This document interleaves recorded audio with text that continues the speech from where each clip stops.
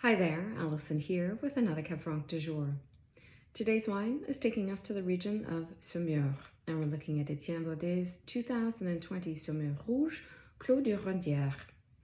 A fifth-generation wine grower, Étienne Bodet is arguably one of the young talents to watch in the Saumur region. His family has had vines on the right bank of Montreuil-Bellay since the 19th century. And there is a unique terroir here that Etienne believes is undervalued and serves as the root of his passion and the inspiration for his domaine today. Before he set out on his own, Etienne spent some time working with Sylvain Dittière, Baudry, François Dal in Sancerre, Aurélien Gerbais of Champagne-Pierre Gerbais, Romain Guiberteau, and eventually Clos Rougeard, where he continues to work in the cellar today. This experience has informed Etienne's approach in the vineyard and cellar, with rigorous, detail-oriented work in the vineyard focusing on organic farming and biodynamic practices, and a well-informed, thoughtful, meticulous approach to winemaking with a focus on long élevage and as little intervention in the cellar as possible.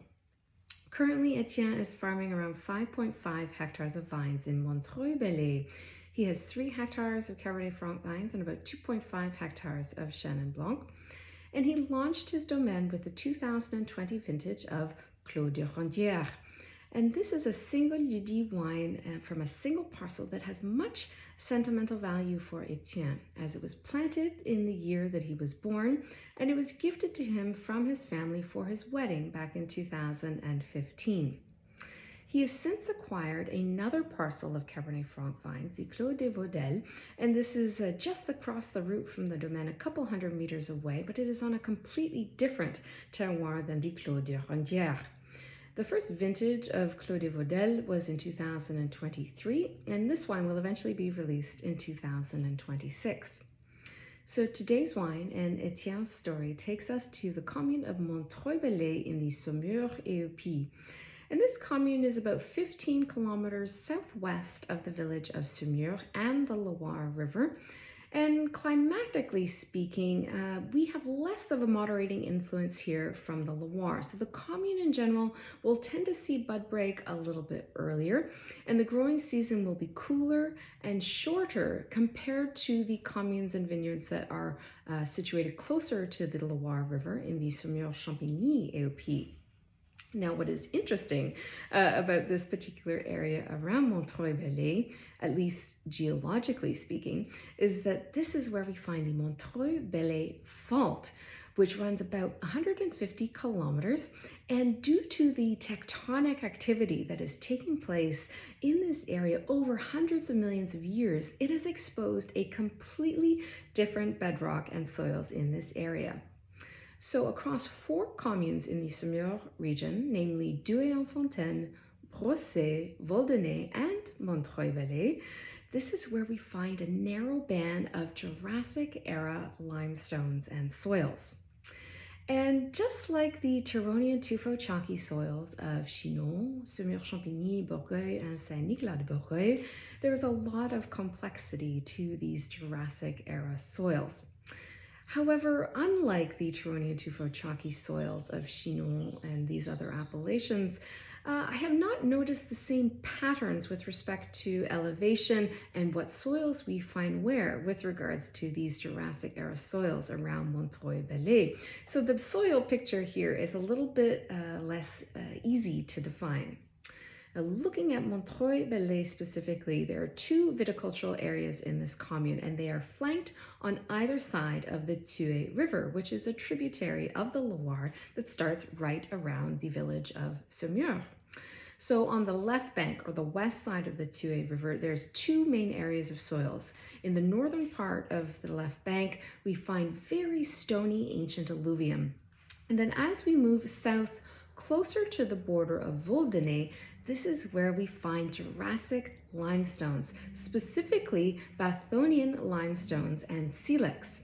Now, in terms of topsoil on the left bank of the Douai in Montreuil-Bellay, the topsoils tend to be a little bit more shallow, and in terms of textures, we tend to find more silts and sands in the topsoil as well. In general, on the left bank of the Tué River, bud break will tend to happen a little bit earlier, and the soils will be warmer, drier, and they'll be a little bit less vigorous as well.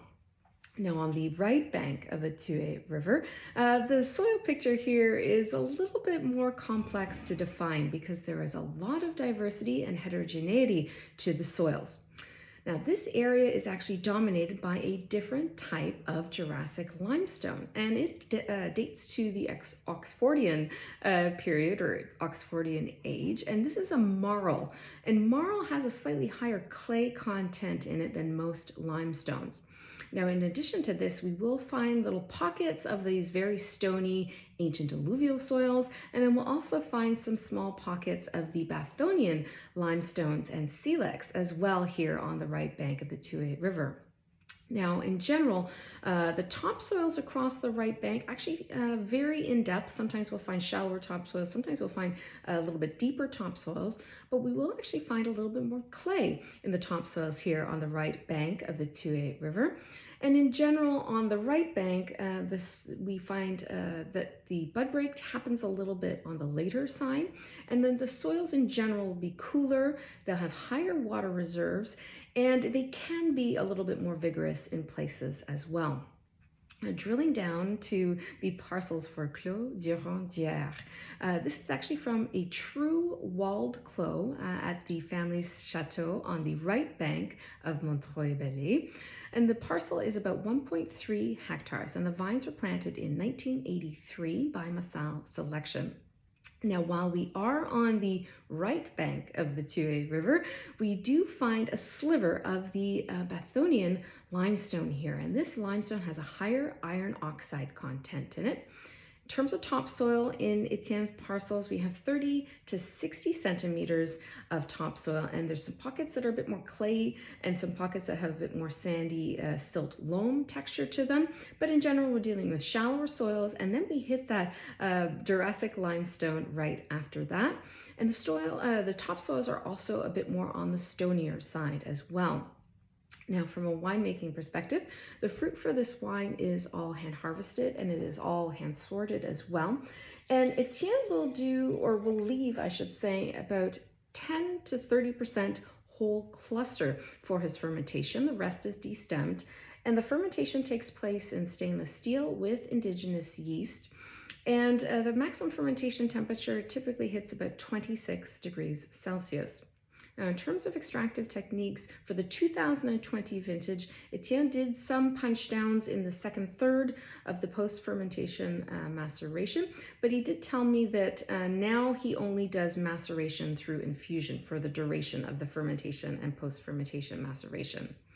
The free-run wine and press wine are aged separately in a combination of new 228-liter and 500-liter oak barrels, as well as some used oak barrels, even some from Clos Rougeard. And then after the aging takes place, the free-run wine and press wine are reassembled, and they are aged in tank for about 6 months before the wine is bottled, and then the wine is bottle aged for about 6 months before release. So let's tuck in. So the nose has a really aromatic, heady, kind of perfumed profile. It's also kind of nuanced as well. There's nothing specific that just like leaps out of the glass right away. It's nuanced, it's layers. There's a lot of depth here as well. In terms of the fruit profile, I would say that this is more on the savory side, and I'm getting kind of a mix of red and dark sweet tart fruits. There's a little cherry here, a touch of raspberry, a bit of like a wild black raspberry note. There's even a bit of a lingonberry note as well. And then underneath that, there's this headiness. There's this really beautiful fragrance, beautiful floral notes that come through for me as more pink flowers, things like rose or peony. And then we've got some layers of herbal undertones. And the herbs for me are like sage. There's a little bit of like a lemon verbena note. And then there's a little earthiness here too, almost reminiscent of fresh moss. Yeah, in general, the nose is really quite pretty. It's very balanced, very nuanced as well. Like I said, there's kind of a lot of layers here. There's a lot going on the nose.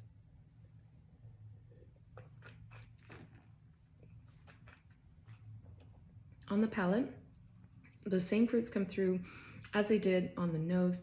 There's a little titch of like a black currant note on the palate as well. And the palate is quite spicy as well. And I'm sure there is a bit of oak influence in terms of that spice, but there's also some Cab Franc varietal spice coming through on the palate as well.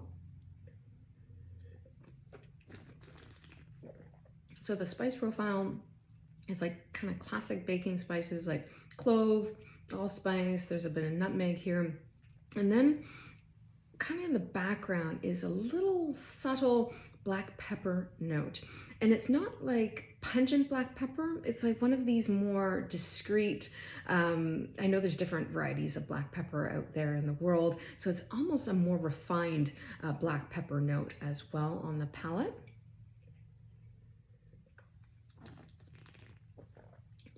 In addition to that, there's this really distinctive mineral undertone.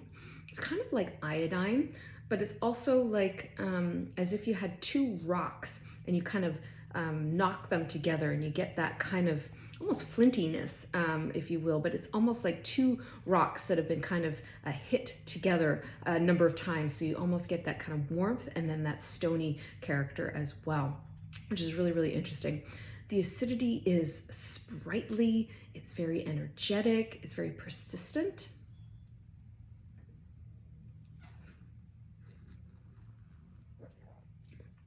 There's a lot of, there's a really distinctive forward propulsion, really dynamic nature to this wine. The tannins are beautifully integrated with the fruit profile and the fruit concentration, and the texture of the tannins are very finely woven. Like these are very, very fine woven tannins, and they have almost like a velvety texture to them on the finish in particular.